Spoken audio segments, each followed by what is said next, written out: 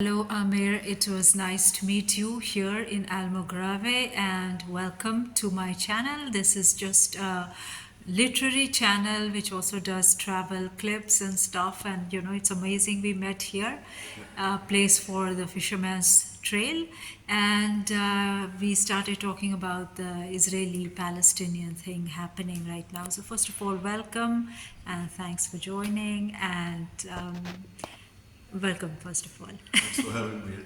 Yeah, my pleasure. And my question, first of all, tell us your name, your nationality, where are you from, and about yourself, just a little bit, so that everybody who watches, can connect the way we connected. Yeah. So, just to, my name is Amer.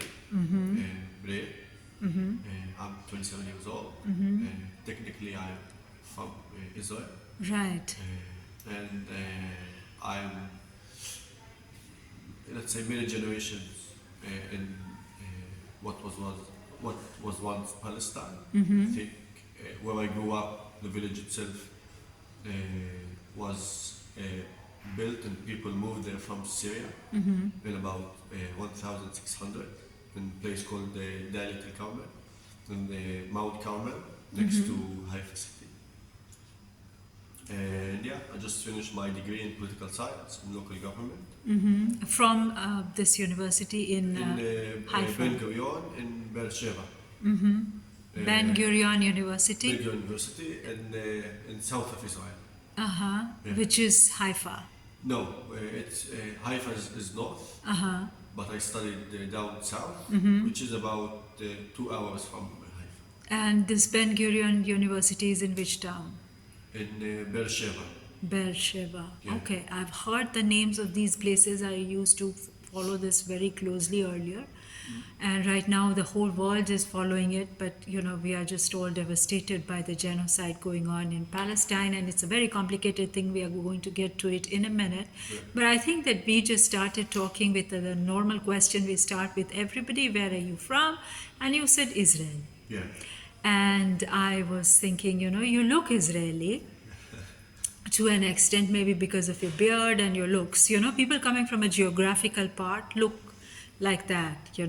So anyways, but then slowly we started talking more about, your ethnicity and about the region. And then I found out that you're almost Arab. Your mother tongue is Arabic. Yeah. And then I found out from you for the first time that there are many Arabs living in Israel. Yes. But they have been living there, they were born there. Yes. So basically, these are parts of the Arab world that were conquered by Israel eventually. Is that the case? Yeah, when you had the war in 48,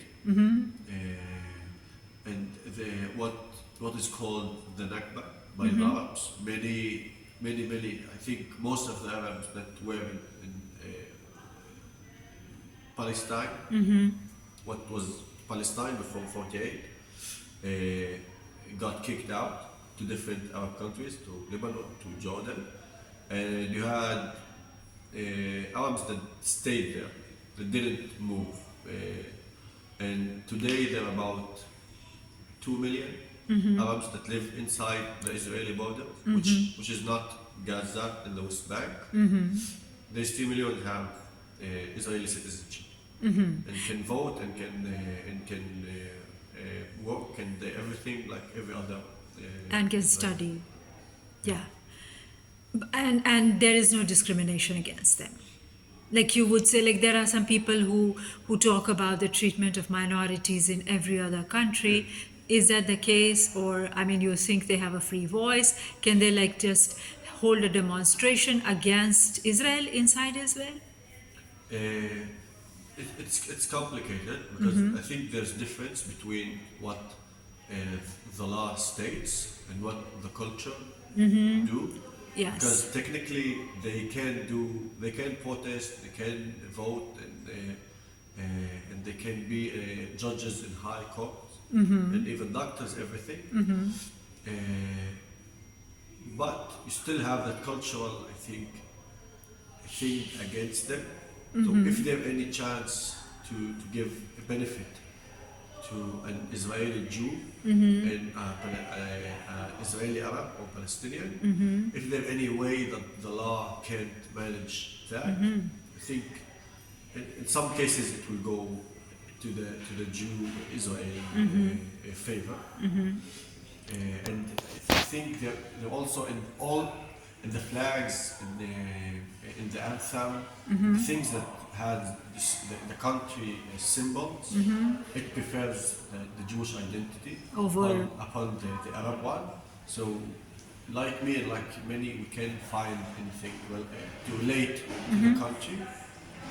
So by name we say Israeli, but we don't feel like we are. We do resemble the country's culture. Right. So you feel discriminated in some ways. We feel discriminated in some way, and there's, let's say, the word Arab in Israel has a very Negative. tension to it.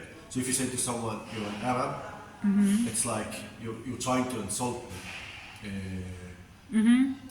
And yes, And I didn't know if I stated that, but my religion is Druze, D-R-U-Z. no, you didn't. So I didn't please say that. do. Yeah, So, please yeah, do tell us. It's a secret religion that started in Egypt back in 1000, I think, and in people, in my people migrated through Iraq, Syria, Lebanon, and eventually came to what's now Israel. And back then it was Palestine.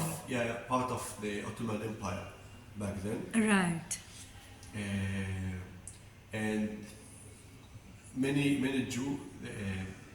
the Jews that have they have citizenship in Israel has a mandatory military service, But Arabs don't. but Arabs don't. So the state of Israel tried to like separate between the Jews and its Arab culture and identity, because for them Arabs are like the enemy, Outsiders. and Jews that serve in the army, they are like friends, allies. So if the Arab word is something negative, you can't put it together with Jews. So they try to separate Jews from their identity, and it creates this confusion in my people's identity, I think, and I feel it on my own. So there's not like tensions more in the identity, the culture, more than like law stuff and code. And you think that this are the Arabs in any way allowed to join the army or no? Yeah, They can. They can. You got like a good percentage of, not low, but a good percentage of Arab Bedouins. That these are the Arabs that live. They have the majority of them live in south of Israel, in Beersheba, and in villages down south, and a couple north. So they're mainly Muslims, and they do serve in the army, but just by volunteering. There's no mandatory. But they are high-level colonels and all of that in Israeli army as well. These Bedouins. The Bedouins, not as much. I think not as much as the Jews. The Jews can get to higher. How do you call it? Can get Positions. higher positions And in the cadres. army. Bedouins, I don't think so. But yeah, I don't think. I think this is not like a statement from the army, but I think there's like a maximum Level. that you can get. Reach. And Thank you. Yes, that's very nicely put. Yes, yes.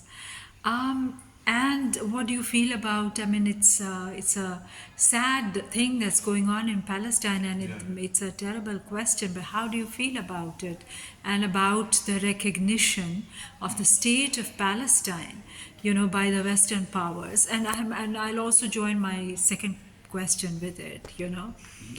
that why can't the people, I mean, that is a worse question. I'm sorry, these are bad, Yeah, bad times and very sad things to deal with, but most of the world doesn't even care. So uh, you said that the people living in Gaza who are being, we are watching it daily live, people's homes being bombed, that single child being killed in that bombing, that somebody was crying. People are crying every day on camera. There are kids being, yeah, maimed and killed. So why don't they just move to Israel? yeah, I yeah, mean, I understand that they are fighting for their country, but they're being brutally assassinated. yeah. Yeah, So first of all, it's I think it's one of the most horrible things that's being that done. been done, at least in modern times. You can say whatever you want, but I don't think nothing can justify, at least at this point, what's happening there. It's not a solution in any way. It's much more revenge than seeking like justice or anything in that sense. Uh, so I think it's first of all it needs to be stopped, and not just in the name, also for the hostages. But I think people forget that okay, the hostages case is very important. The Israeli hostages, but you need to think about also about the children in Gaza, and just asking to stop the war because of the hostages isn't I think isn't enough. We need to ask for both these things. Yeah. So about why do Gazans don't go into Israel? Yeah.